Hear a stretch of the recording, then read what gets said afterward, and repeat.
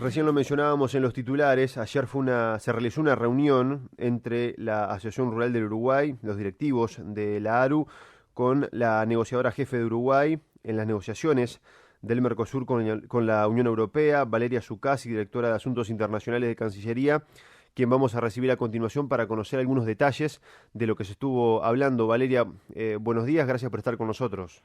Buenos días y muchas gracias por la invitación.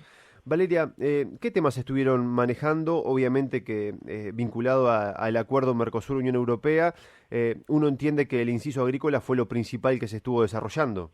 Exacto, en realidad la reunión de ayer en la tarde con la Asociación Rural del Uruguay forma parte de una serie de encuentros que estamos teniendo desde nuestro regreso de Bruselas, en donde cerramos el acuerdo entre el Mercosur y la Unión Europea, que tienden a difundir un poco los resultados de la negociación, a hacer entender cuáles son las consecuencias para el Uruguay, para sus productores, cuáles son las ventajas que estamos viendo a futuro con lo que hemos alcanzado con la Unión Europea, despejar algunas dudas que obviamente siempre existen y tratar de organizar un poco los próximos meses para generar algún espacio en el que podamos, entre sector público y sector productivo, generar diálogos que nos lleven a un uso beneficioso de este acuerdo entre el Mercosur y la Unión Europea. Claro, en ese sentido, en base a los puntos que manejabas, ¿cuáles son las ventajas para los productores uruguayos? Bueno, ayer estuvimos hablando mucho de las cuotas de acceso al mercado europeo que vamos a tener disponibles a partir de la entrada en vigor de este acuerdo. Hablamos en particular de la cuota de carne, de 99.000 toneladas para carne bovina. Hablamos de la eliminación del arancel intracuota para la cuota Hilton, que va a traer beneficios en el entorno de los 15 millones de dólares para el Uruguay. Hablamos de una nueva cuota de 60.000 toneladas de arroz. Hablamos también de una nueva cuota de 45.000 toneladas de miel. Hablamos de los beneficios de eliminación de aranceles que van a recibir algunos sectores que en su momento tuvieron acceso preferencial al mercado europeo a través de lo que era el sistema generalizado de preferencias. Estoy pensando sobre todo en sectores como los cueros, los cítricos, la pesca, la madera, que van a recuperar y mejorar incluso su posición con respecto a lo que era las exportaciones hasta el 2014. Estuvimos hablando de frutas, estuvimos hablando de hortalizas, estuvimos hablando un poquito de todo el universo de la producción y de la exportación agroindustrial del Uruguay.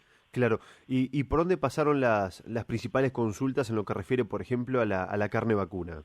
Bueno, creo que en la carne es tal vez en donde haya menos dudas del sector productivo, porque hay que reconocer que tanto desde INAC como desde las gremiales y de las cámaras frigoríficas y desde los productores se ha acompañado desde un comienzo en 2016 este proceso de negociación. Ellos han estado al costado nuestro, digamos, desde que relanzamos esta negociación en 2016. Entonces han sido partícipes un poco de la discusión, pero sí confirmamos, por ejemplo, que estamos hablando de 99.000 toneladas peso carcasa, que van a tener una repartición de 55% para carne fresca y 45% para carne congelada, que el arancel intracuota para estas nuevas toneladas de carne va a ser de 7,5% y que se va a implementar en 6 etapas en 5 años, es decir, lentamente irá apareciendo y aumentando el volumen de la cuota hasta llegar en el 5.º año después de la entrada en vigor del acuerdo a las 99.000 toneladas finales.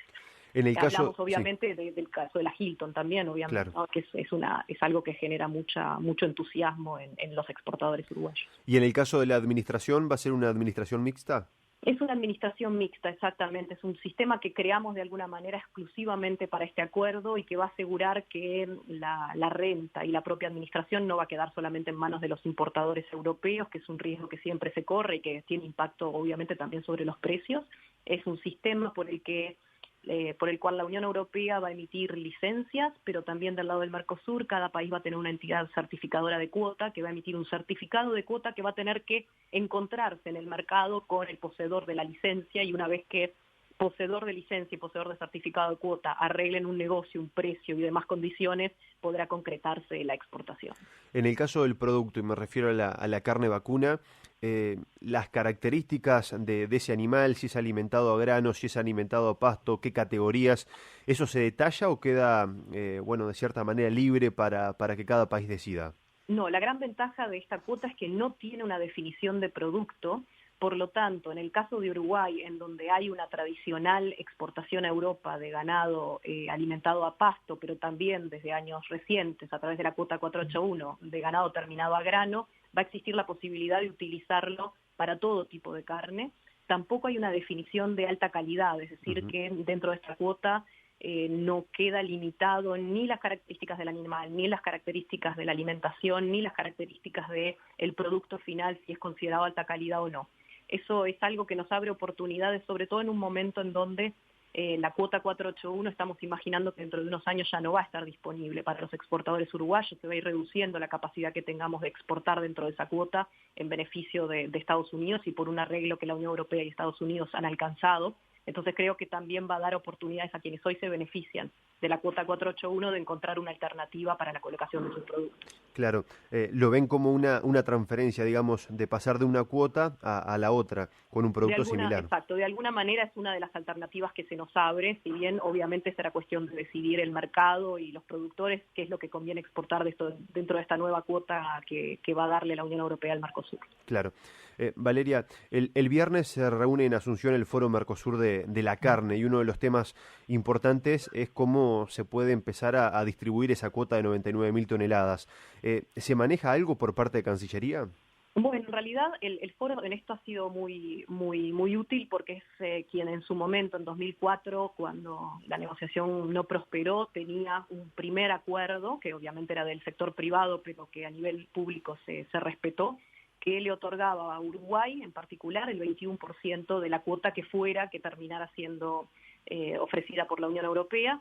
Hoy las cosas han cambiado, obviamente, 15 años después la participación de Uruguay en el mercado europeo ha aumentado considerablemente, sobre todo en cortes de alta calidad y de carne fresca. También Paraguay tiene una representación que no tenía en 2004 y yo creo que gran parte de la tarea del Foro Mercosur de la Carne, que comienza en los próximos días, es empezar a discutir a ver si la repartición del 2004 es aún válida o no. Nosotros desde la administración sentimos que no, que hay que actualizarlo y que a Uruguay le correspondería una parte mayor que 21%, pero contamos también con el apoyo del foro y de las conversaciones que puedan empezar a tener para ver las alternativas de distribución de esta cuota para cuando entre en vigor. Claro. Hace minutos estabas hablando de algunos aspectos positivos de este acuerdo firmado con la Unión Europea. ¿Cuáles son las consecuencias que pueden sufrir los productores? Yo creo que no hay consecuencias extremadamente negativas, sí hay sectores que miran un poco más con cautela y que quieren estar bien preparados en el plazo que tengamos hasta la entrada en vigor de este acuerdo para que no haya consecuencias negativas. Se ha hablado mucho del sector lácteo. Nosotros también hemos mantenido reuniones con los representantes de la SILU, en los que hemos explicado un poco cuáles son los resultados de este acuerdo en materia de lácteos.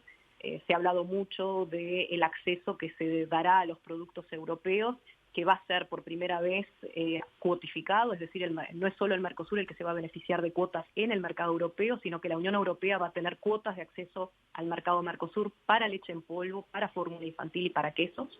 Son cuotas relativamente pequeñas en cuanto a lo que podría haber sido el resultado final si hubiéramos hecho caso o aceptado lo que quería la Unión Europea, que era la liberalización de todos los aranceles para estos productos. Es una cuota de 5.000 toneladas para fórmula infantil, una cuota de 10.000 toneladas para leche en polvo, tanto descremada como entera, y una cuota de 30.000 toneladas para los quesos. Todas estas cuotas se van a implementar en 10 años desde la entrada en vigor del acuerdo, lo que entendemos que da un tiempo prudencial para que el sector pueda prepararse ante eventuales impactos negativos del ingreso de los productos europeos, principalmente en el mercado brasileño, que es lo que estamos tratando de cuidar. Si bien hay una dimensión doméstica también que preocupa, acá hay muchísima preocupación del sector lácteo en relación a la eventual pérdida del mercado brasileño frente a la competencia europea. Y lo que estamos trabajando justamente es explicar todas las alternativas y todos los instrumentos que tiene ya el acuerdo hoy incluidos, que van a permitir que cuidemos el mercado ante un aumento muy abrupto de las importaciones de lácteos, ante el hecho de que los lácteos europeos estén subsidiados.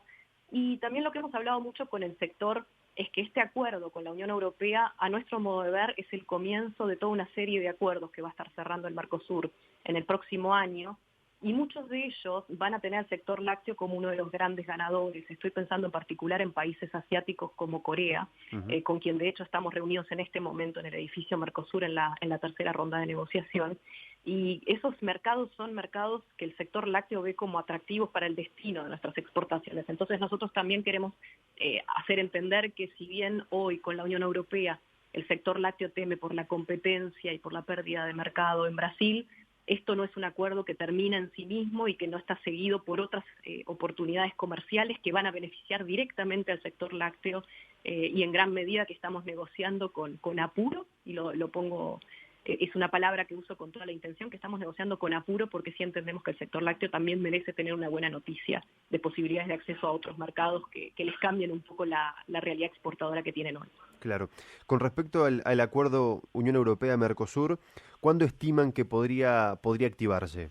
Bueno, nosotros estamos estimando un proceso de entre 6 y 8 meses de revisión legal. Esto no es un cambio de la sustancia del acuerdo, sino una revisión de consistencia legal de las disposiciones.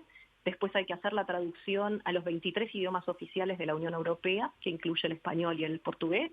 Y recién después de ese proceso, que va a llevar en todo un poquito más de un año, se podría remitir a los parlamentos para su consideración y para la posterior entrada en vigor.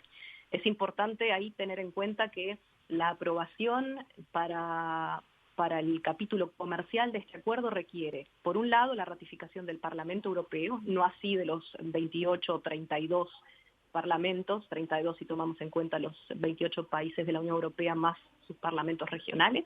Entonces vamos a necesitar la aprobación del Parlamento Europeo y con la aprobación de un solo país del Mercosur, digamos un caso optimista de Uruguay, el acuerdo ya va a entrar en vigor entre la Unión Europea y Uruguay. Ujú. En un escenario optimista estamos imaginando unos 2 años a partir de ahora para que empiecen a regir las disposiciones de este acuerdo y vamos a trabajar obviamente para que ese escenario optimista sea el verdadero resultado después de estos meses que vienen de trabajo también bastante intenso.